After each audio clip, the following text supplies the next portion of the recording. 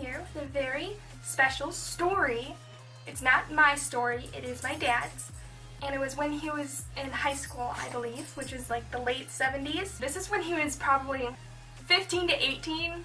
Before we get started, I need to address his friends. There's two of them in particular that we need to pay attention to. Bye, Cooper. One of them has a bigger nose and is kind of like easily identified. So let's call him Chuck.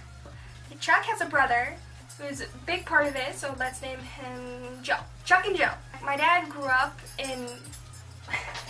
Excuse my dog. My dad grew up in the outskirts of Detroit, in a small town outside of Detroit, and one of his friends worked at a concert venue, and Ted Nugent was coming to that venue, so one of my dad's friends like, hey, want to just go? I can get a whole row for you guys. We can just hang out, have a good time, whatever. And they're like, heck yeah, man. They end up going to this concert. They have this huge row. There's probably like 6 or 7 of them, maybe more, maybe less. I don't know the exact details. And how it was set up, there was, you know, the stage floor with seating under there, and then like a pavilion. There was one row, and he got the second row. The second row was his friends. There was 3 people in the first row that were standing up for the majority of the concert at that time. So they've been constantly saying, hey, can you sit down? We're trying to enjoy the show. You're obstructing our view. You're being annoying. He's alright. And they've asked him multiple times, and then, Joe, he comes down from the group to those 3 people standing up. I believe it was 2 guys and a girl.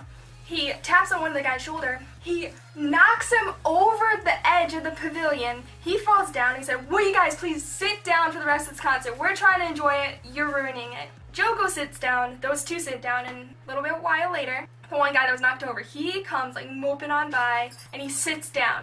Throughout the entire concert, they did not stand up, but they were kind of like being like, hey, can we stand up now? And they're like, no, we're enjoying it. Stop.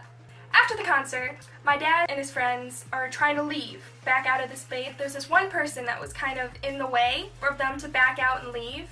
It's those three, just yelling at each other back and forth, saying, hey, can you back up like 2 feet? And they're like, no, F you! Like, being all rude. So my dad's friend had like a tank of a car. I can't remember exactly what it was, but I know he said it was like a tank. It was very solid. The 3 people, their car was not very solid, because what my dad's friend did who was driving, he pulled forward in the spot, and he backed up and slammed into this other car of the 3 people. That car was probably not totaled, but it was definitely not drivable at that point, because how my dad explained it, it tore up the axle, and you couldn't drive it. It was done for that night. My dad's friend's car, it was just fine. He backed into him and just kind of was going over all the dividers for parking. But that's not where the story ends here. This is a movie situation. A few weeks later, my dad, he's with his friend Chuck. You know, the guy with the nose. He's with Chuck. No, Chuck and Joe. Yep, it was with both of them. Those 2 guys show up with like 2 or 3 of their other friends, so there's probably like 4 or 5 of them. They come up to Chuck saying, hey, you were at that concert, something's going down tonight.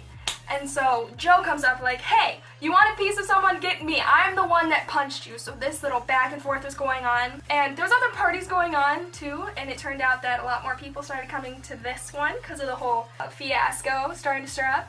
But after a while, more of my dad's friends came, so it ended up being like 12 on like 5 or 6. Nothing ended up happening, but this is a classic movie situation. Like, there's a confrontation at this one event, they end up being the issue when leaving the event, and then weeks later, literal weeks later, they show up to the right party. Like, this doesn't happen. This is such a movie situation, and I had to share it. Hearing it for the first time, I was in awe. And then every single time I've retold it to like my friends and other people, they're like, no way! So I hope you guys get that kind of feel off of it, because I love telling it. I love the story. It's very cool how that played out and being able to have that be a real story that came from my dad, and it's insane. I don't know. It's just a cool story. I hope you guys enjoyed it. Both of you watching. By both of you, I mean me and my friend, because no one else watches these. But I digress. Still don't know how to end these, so I'm just gonna awkwardly sit here until outro comes.